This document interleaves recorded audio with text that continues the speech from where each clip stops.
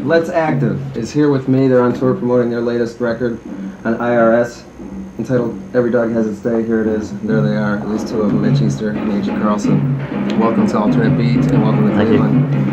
I understand My pleasure. you were, you've kind of had a departure on this latest album from Think so? the original. So yeah, a little bit. You've still got that 60s sort of song structure, but we've lost the Beatlesqueness. It's a lot harder. I think so. Is this a deliberate change? Oh, well, I don't know. I mean, I think this is just where we are right now. And we also had a bunch of songs to choose from in making this record. I guess the ones that got picked make it seem harder in some ways. Although it's got things on it like, 40 Years and Horizon and Terminate that aren't hard, Sure. songs. But I guess stuff like Too Bad and Every Dog Has Its Day seem like rocking numbers, Yeah. But to us, it's just, we just write songs and we record the ones we get time to record and put out records. And we don't really sit down and plot the direction, I suppose one thing too is that this band has been out playing a lot, and you just get more aggressive when you play on stage a lot. Yeah, some of the songs like Too Bad and I Feel Funny, and we had played them out a while live, so maybe they got a little rougher by the time they got in the studio. Now, Too Bad is my favorite on the record, and this song you show a great attitude. I mean, I love the attitude. That one and Bad Machinery. Please Forget to Write. It's like we're angry young men here. No offense, but we're angry young men. Are we angry? Yeah. Well, I mean, living in the world is not an easy thing to do, I mean, it's sort of funny, but it's sort of a struggle, and there's a lot of levels that it's a struggle on. So the one thing we don't want to do is write those sort of whiny songs, so we'd rather be mad than just sort of simmering, And I love the instrumental. Thank you. Too. It's a very angry song, too. Furious. Love the guitar. Thanks. Do you do anything special to get that sound during? I think it's our fingers, I mean, I really do. I think that this friend of mine was talking about how you can always tell who's playing a guitar no matter what kind of guitar it is, so-and-so always sounds like so-and-so. I think that's the case. I mean, and it's just us playing guitar. That's what we sound like. I don't know what to say. I also like that song because of the interesting textures that are layered over time. Which one's that? The instrumental, Orpheus. Oh, Orpheus, yeah. Is that all? What's going on? Guitar Farfisa. The weird Yeah, that's a Farfisa from way back, and nothing fancy. It's pretty simple. There's a fuzz bass and an electric guitar, and that Farfisa organ, and that's it.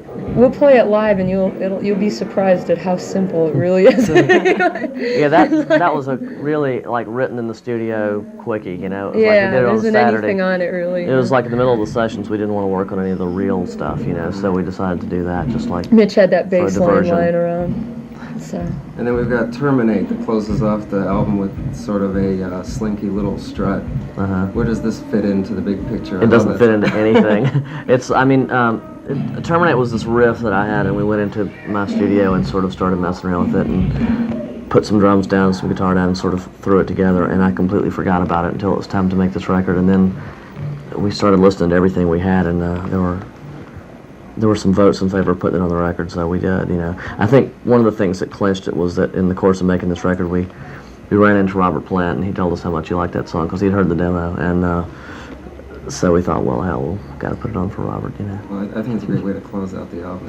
Maybe something different's going to be coming next time, which, of course All we don't jazz. know. Right. That fusion thing right around the corner.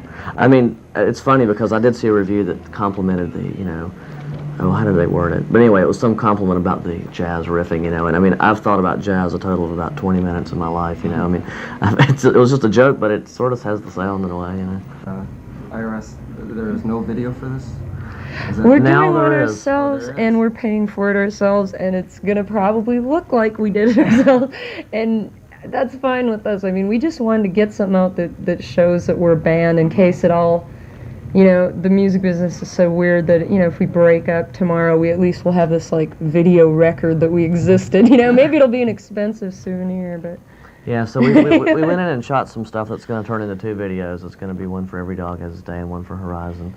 And the dog one will be through in a few days and will be out, supposedly. And horizons down the road. But we just felt like it was ridiculous to not have a video, so we went and did it. Well, you being a radio and TV graduate would understand the impact. Well, yeah, Well, we thought they would do, so we didn't understand yeah, I it. think but that, I mean, rock videos are not essential, and they're not the only thing there is out there, you know, but I just think that our group in particular sort of like never had one, you know, so it's really, you know, just something we need to do, I think.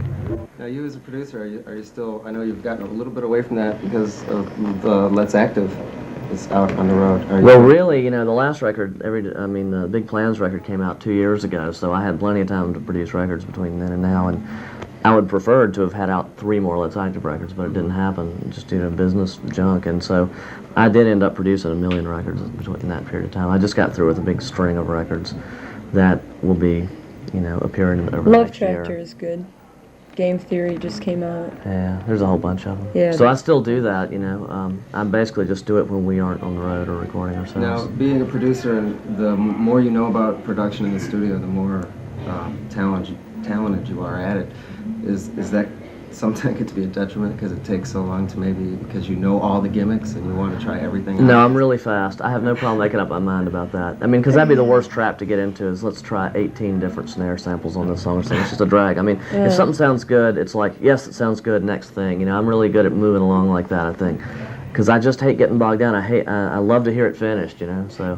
It's great because we still, I mean, we just saw a review that mentioned about the studio wizardry and trickery of the last record, which is 16 track, you know, and which is, you know, the height of 1970 studio wizardry. So it's like, you know, what does it all mean? You know, what do people hear? I mean, if there's a, you know, a tremolo pedal or something used, do people think it's really amazing or something? Or fuzz boxes? Well, I mean, what it's it like, is, what is it? studios have become this thing that everybody's aware of. In the past, nobody really knew how records are made, and now, like, producers are stars themselves and stuff, and so there's this kind of implication of this sort of wizard mentality, or this sort of, like, guy that just finagling, you know, sounds forever kind of thing, which some producers really are into, and some of my friends who are in bands are into, too, but I'm always in a hurry, so actually, our records go by pretty fast. Buy this record! Buy 3 of them.